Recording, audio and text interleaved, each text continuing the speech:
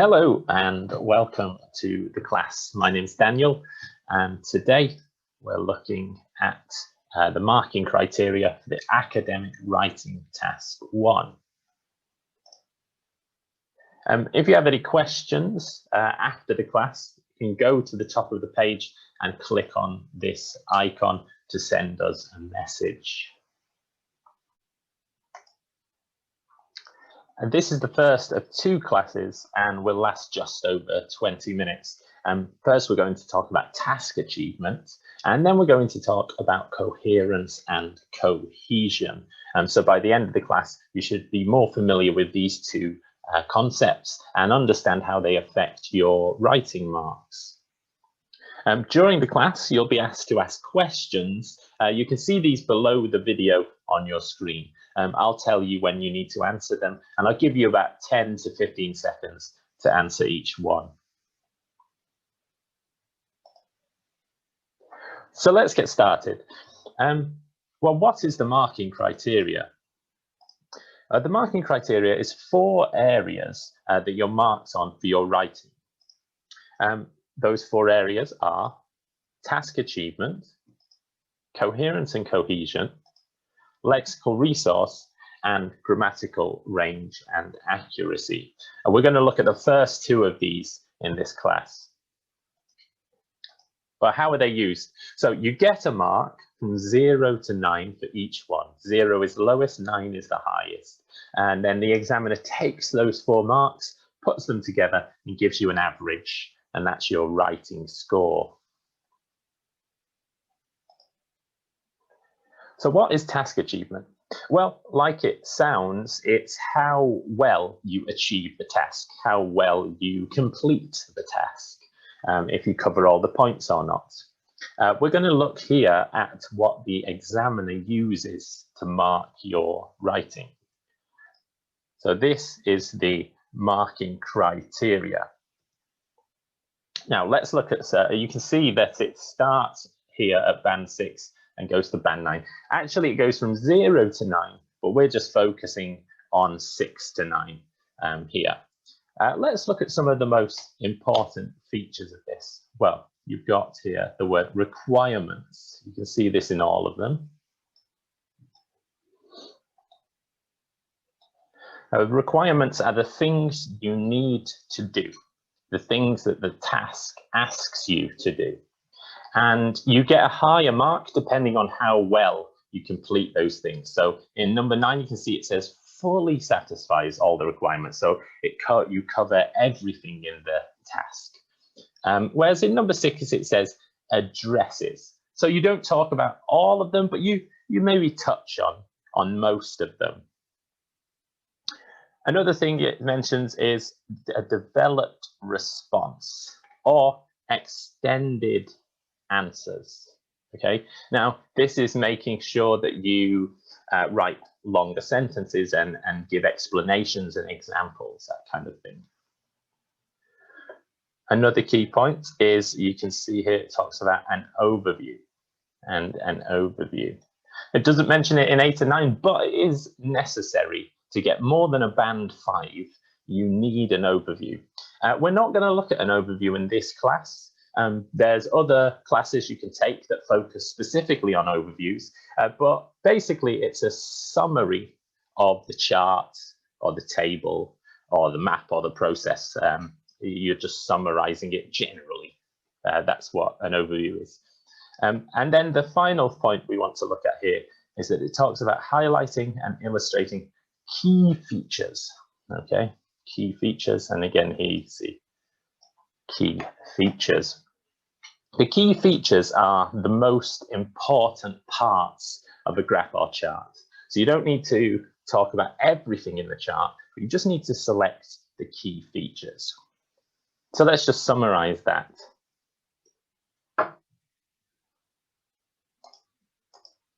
So the key parts are you need to cover all the points or the requirements of the task.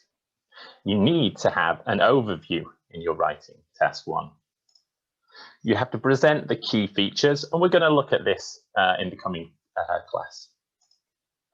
And you need to extend your answers. Another thing it didn't mention there, but that's really important, is you have to write 150 words. If you don't write 150 words, it means you probably missed something. So you're going to lose marks for task achievement in that situation.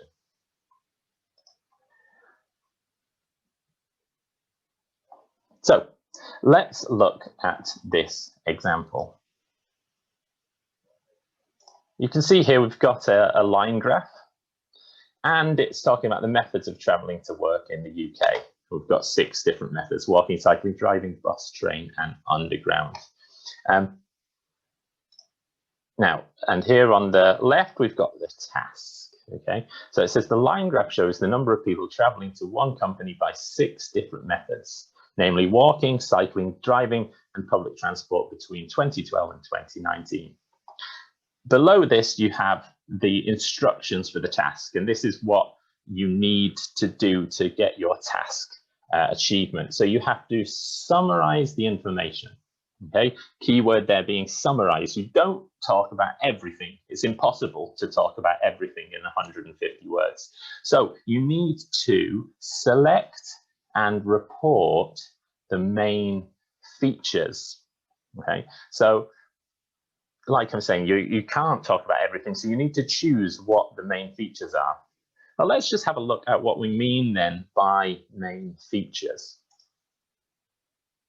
Well, the main features would be the high points, the low points, and the general changes. For example, with driving, which you can see here, driving is this gray line here. The high point is in 2012, so you definitely want to talk about that. And the low point is in 2019. Again, you want to talk about that. And generally, it goes down, so you want to talk about that. That's what the main features are of driving. Another thing we could do is, you can't talk about every line here individually, because talking about 6 different things is too difficult. So you can sometimes group them together. For example, it would be a good idea here to group walking and cycling, which is the blue and the orange line here, because they have the same trend, the same pattern. So their key features, again, would be the low point is in 2012 for both of them. Their high point is in 2019. It's nearly the same. And generally, it's going up, slowly going up. So you want to mention that. Then public transport, I would group together because they're all the same. So you've got the yellow, the blue, and the green. You can see here, yellow, blue, and green. They're all doing the same thing. They're not doing anything. So they don't have a high point. They don't have a low point. They all just remain stable or stay the same throughout the time period. So you probably want to talk about that.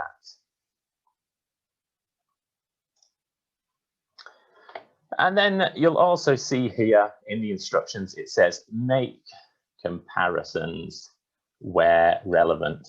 Sometimes it's necessary to compare 2 things, to say this is the same as this or this is different to this. In this graph we're looking at here, yeah, you definitely want to make comparisons because they're all talking about traveling to work. So you might compare driving and compare it with walking and cycling. So driving's going down, and walking and cycling are both going up.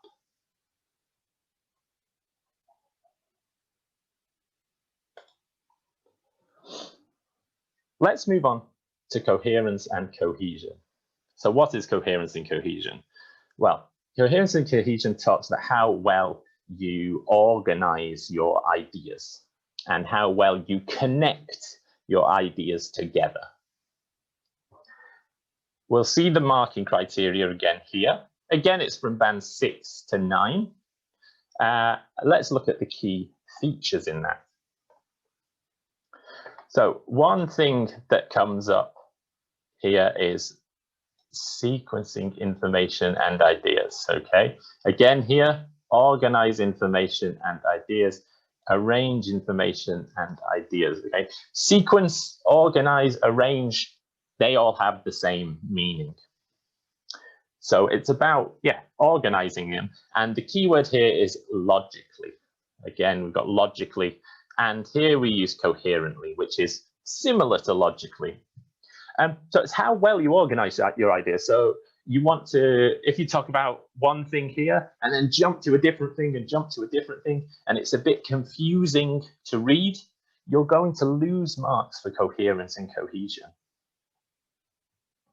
Another thing that it talks about is using a range of cohesive devices. These are linking words, words that connect sentences or paragraphs together. It could be something like and, so, because, but. They're quite simple ones, but they connect ideas together. Okay, they connect sentences together, and depending how well you use them, gives you a higher or lower mark. So here in band 7, you can see it talks about underuse or overuse. So if you use them too many of them, you're going to lose marks. And if you don't use enough of them, again, you're going to lose marks. So the better you use them, the higher your mark for coherence and cohesion. Another thing it talks about here is paragraphing.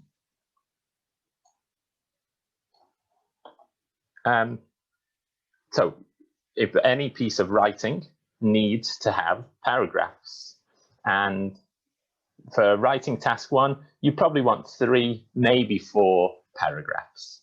We'll look at that in a minute, but it's important to organize your ideas in paragraphs. If you put all of your ideas in one paragraph, you're going to get lower marks for cohesion and coherence and cohesion, much lower marks. Let's just summarize. So coherence and cohesion, it looks at logically organizing information, using cohesive devices, referencing, which I didn't mention then, but that's using pronouns and connecting words like this, these, that, okay, and paragraphing, putting your ideas into the correct amount of paragraphs. So we're going to now look at paragraphing. So the first paragraph in your writing task 1 needs to be a paraphrase of the question. That means you need to write the question in your own words. We're going to look at that in a moment. Then you would include an overview, which I talked about before, which is a summary of the main features. And then you'd want 1 or 2 paragraphs which contain the main features, and you talk about them in detail with numbers, percentages, that kind of thing. So let's look at how to paraphrase this question. So we saw this before. It says the line graph shows the number of people traveling to one company by 6 different methods, namely walking, cycling, driving, and public transport between 2012 and 2019. We looked at this a moment ago. You can see here, we have these bubbles, which are a paraphrase. They make a paraphrase of this question. What I'd like you to do is look at the question in the activity below the video and try to choose the correct option, which shows a rearranged paraphrased sentence. I'll give you 10 to 15 seconds to do that.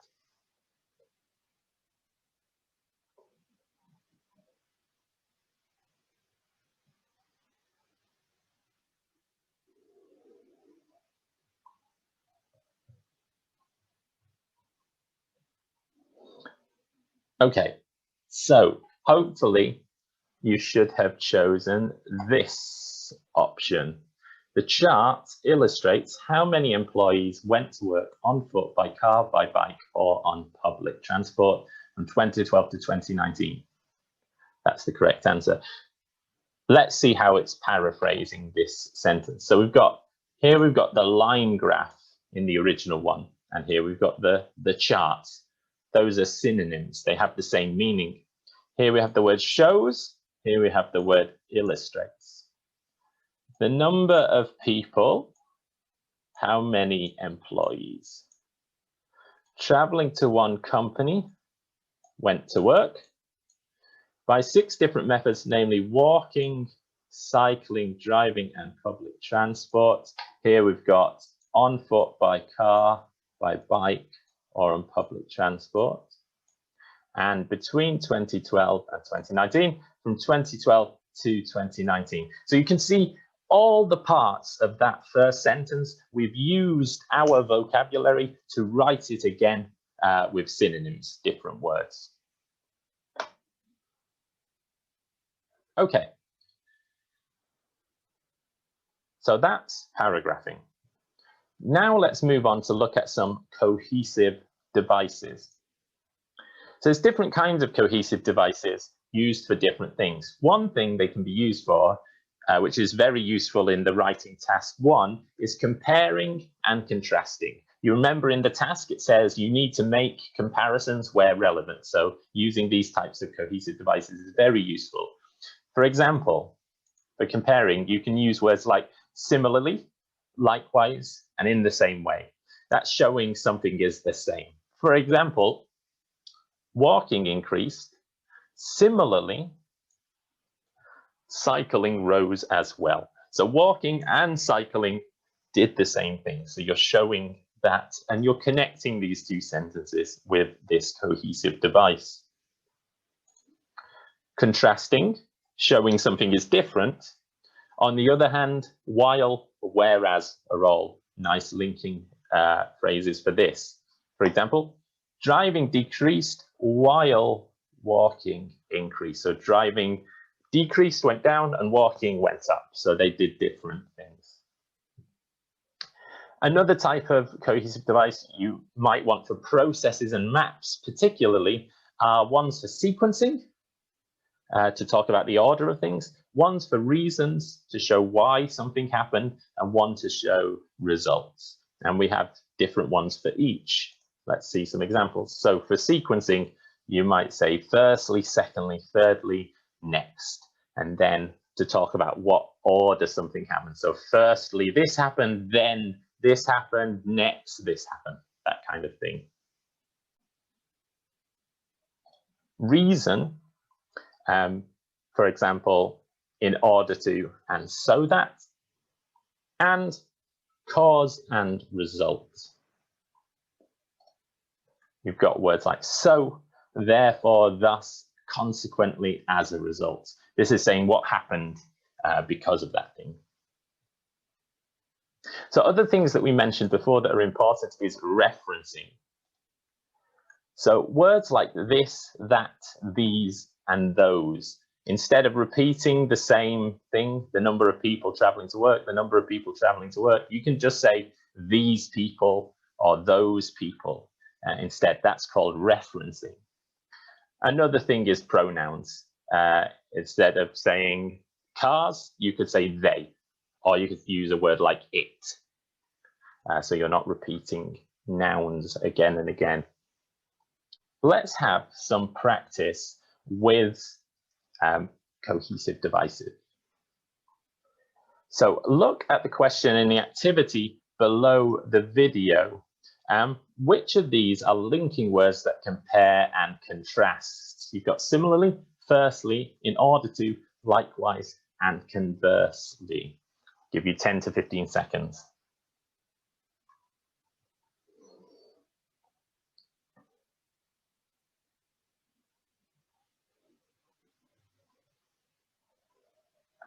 Okay, so well, for compare and contrast, you could say similarly is comparing, likewise is also comparing, and conversely is contrasting.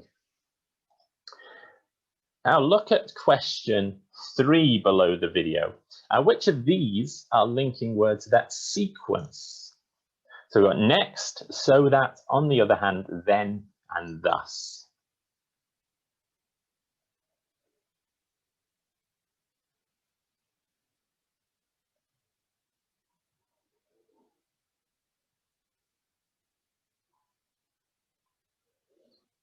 Okay, so you should have chosen next and then. These are sequencing. They're showing the order that something happened in. Now look at question 4 below the video. Which of these are linking words that show reason? We've got in order to, so that, while, thirdly, and this results in.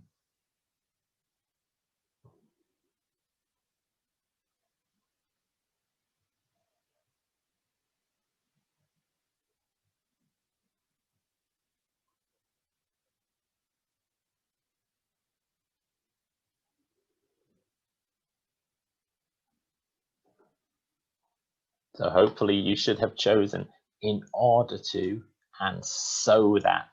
They're giving the reason something happened.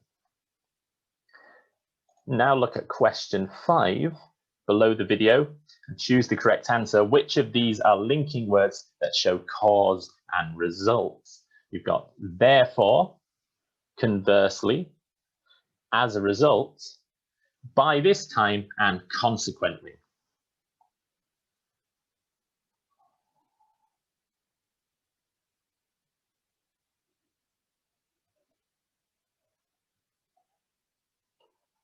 So the correct answers there are therefore, as a result, and consequently. All 3 of those are correct in this situation. Remember, if you have any questions, you can click on this chat icon at the top of your screen to send us a message. Thank you for joining the class. Now take class 2 on this topic and then do the extra training and practice activities. Thank you.